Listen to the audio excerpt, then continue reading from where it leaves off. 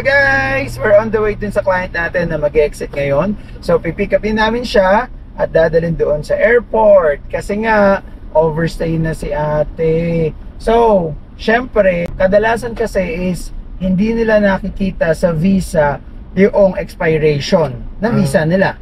Kasi may parang medyo nalilito sila no, kung kailan ba dapat talagang mag-exit at kung ano yung date talaga ng exit nila na ma-expire yung visa. Kasi sa visa itself, pag binigay namin yung visa sa client, makikita daw na 2 months valid siya outside the country. So from the time na lumabas yung visa, 2 months siya. So kailan ba nag-i-start ang visa na kinuha nyo? Kasi meron yan 1 month, may 2 months, at may 3 months visa. Okay, for example, kinuha mo is 1 month visa. Tapos sinend natin ngayon sa client yung visa.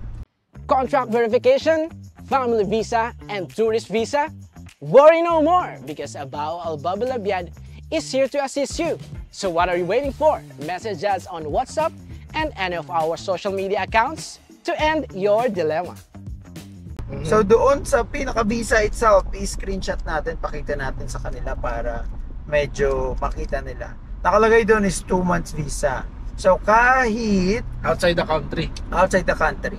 Okay? So kahit naman inside nakalagay minsan yung 2 months validity niya. So outside the country nakalagay nga is 2 months visa.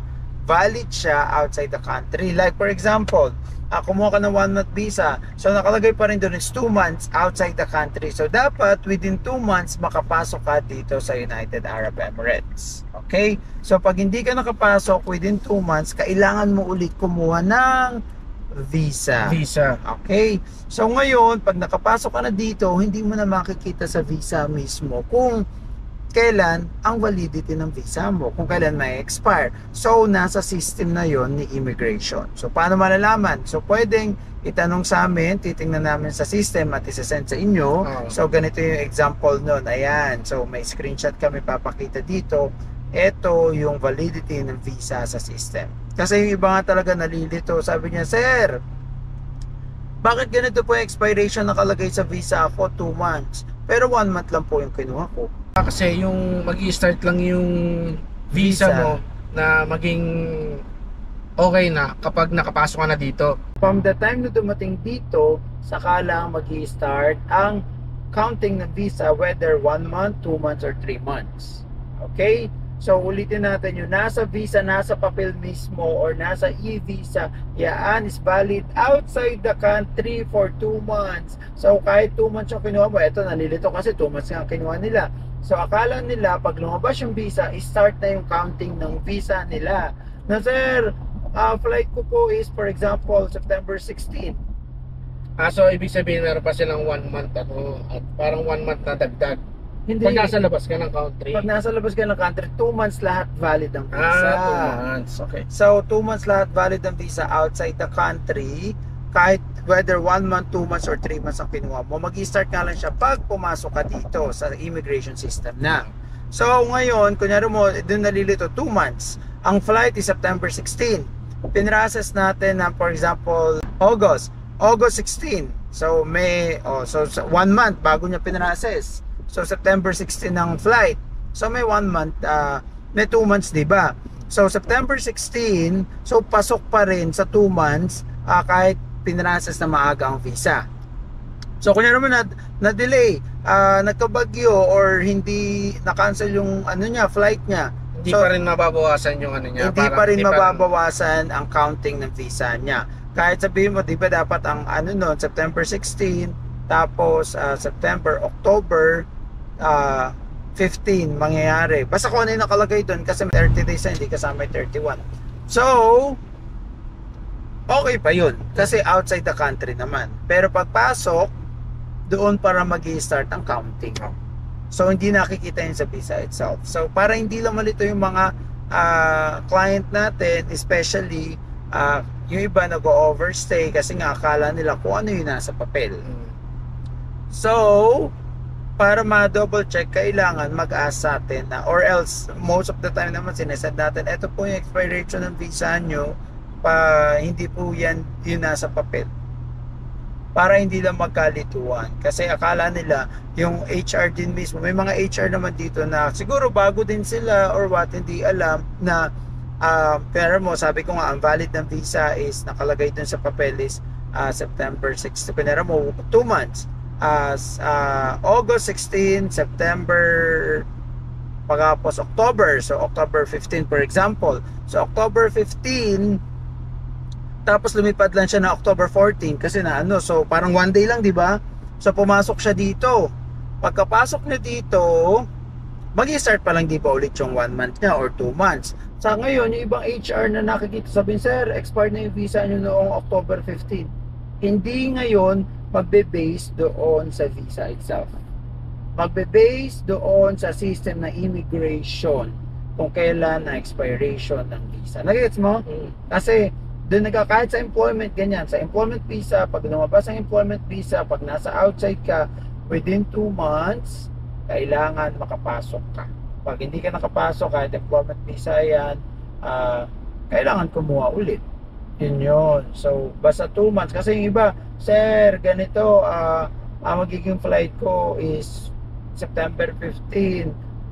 Kailan ko dapat ibigay. So kahit a month before, kahit kung gusto nyo sakto-sakto 2 months, okay lang yun. Walang problema yun. Basta 2 months, makakapasok kayo dito sa United Arab Emirates. So, para lang yung iba nalilito kaya minsan nag-overstay no? Oo, nalilito talaga sila. Akala nila yun nandun sa papel. Hindi po doon. Kasi nakalagay naman dun sa papel talaga valid until.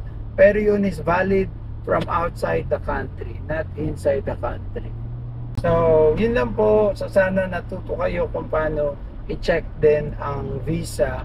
Pero sana naintindihan nila kung yung time ng visa nila kung kailan talaga. Saka, dalawang klase naman ang pag-extend ng visa. Unang extend is pwedeng hindi na mag-exceed. So, parang extend mo lang 1 month na hindi mag-exceed. At pangalawa is mag-A to A ka, which is airport to airport. Ito yung gagawin ng client natin ngayon na pupunta sa airport, pagkatapos sasakyan ng airplane, pag nakapasok sa immigration, saka lang ipaprocess ang visa. So pag lumabas na ang visa, saka pwedeng lumabas sa airport. So may dalawang exit din. Actually may 3 exit. May 4 na exit pala. So, una is A to A sa Fly Dubai, balikan lang. So, sa airport ng Dubai na maghihintay. Pangalawa is mag-ano naman siya. B2B. B2B, bus to bus yun. So, or border to border. Mag-ano talaga sila. Syempre, medyo mahaba-haba lang yung biyahe. No? Kasi, talagang pupunta ka muna dun sa Oman border, pagkatapos mag-stay ka for a while and then babalik din. Pangatlo is, eto nga katulad nitong isa is Gulf Air, nasa airport pero doon kung saan bansa ang flight, doon siya maghihintay. Pagkatapos, sakalan siya bibigyan ng boarding pass papunta dito pag lumabas na ang kanyang visa. So, pang-apat is yung Kish. So, sa Kish din, parang sa Oman, border to border, pero yun is mag-ano naman, mag-i-stay sa Kish for a while, 1 araw, 2 araw, pagkatapos pag okay na, saka babalik pag lumabas na yung visa.